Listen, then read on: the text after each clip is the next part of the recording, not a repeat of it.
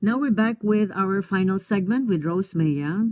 With over 20 years of experience in real estate and investments, she is a financial consultant and a property manager, very actively involved in the community and doing a lot of civic and religious activities as well. And well, dealing with clients, of course, on a daily basis could be very challenging, but she has faced all these challenges all her life. Now, Rose, it is very important to note that the choice of a realtor or real estate agent or a broker could be very, very hard task for a lot of people. Now, first, let's define what is a realtor, what is a real estate agent, and what is a broker. A realtor is a designation to a real estate agent or a real estate broker who belongs to an organization, a big organization here in just like, for example, here in Los Angeles, okay? We are trained, we are professionals, we have code of ethics, okay? We are seasoned. We always have the best interest of our clients at heart.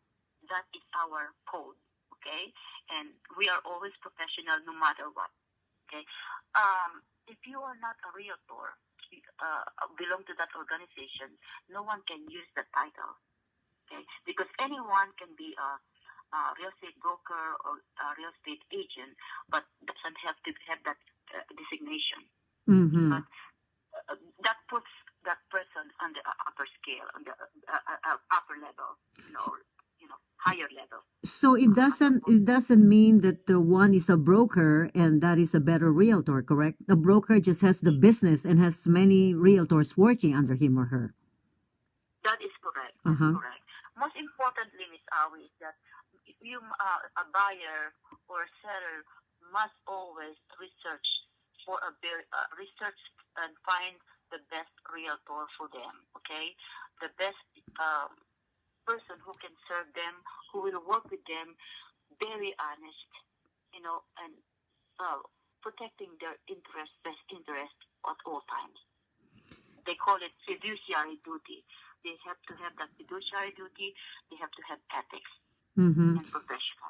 So is the number of sales a determining factor of a good realtor? Like if they have sold many properties, is that a good indication?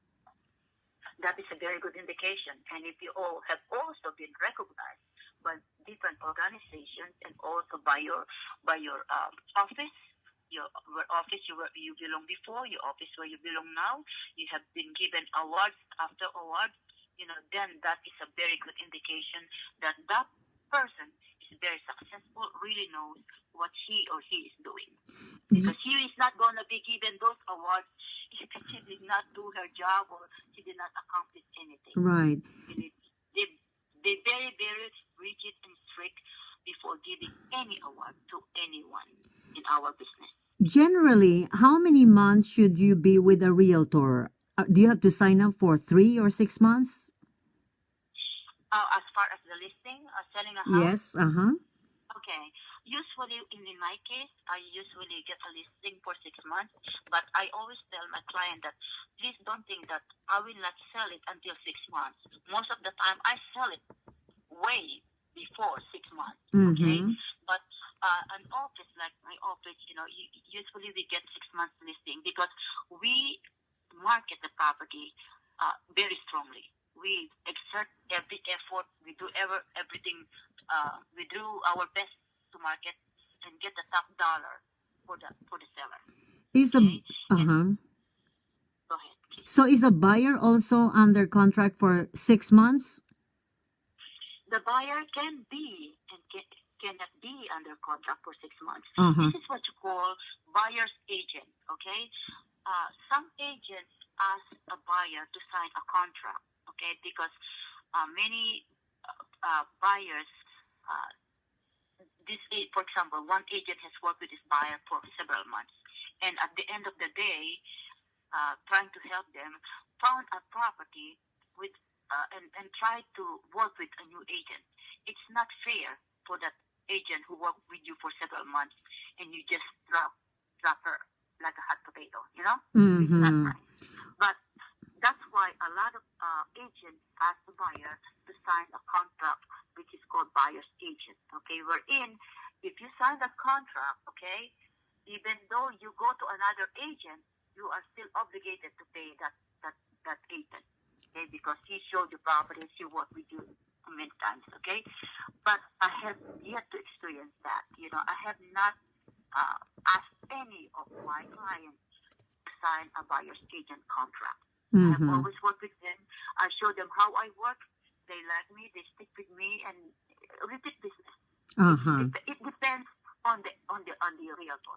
That's right. So basically, if you have not signed with any realtor, you're not bound by the agreement. You can definitely search for a realtor, even though the other realtor just kept sending you a lot of listings. That's correct. That's right. And what is the standard commission rate for all realtors around the United States? Is it something standard? For selling? Commission for selling and for buying. Oh, the buyer, when you sell a property, the seller pays the commission, correct? But when you buy, you don't pay, right? That's correct. That's correct. Usually, the standard is 6%. But if you are an expert, really an expert, they can charge you 7 to 8%. Okay, it depends. And also, remember, Miss Awi, if it's building structure or property with a structure, usually the industry standard is 6%. Okay, but it is always negotiable. But for land, the industry standard is 10%. Because it's harder to sell land.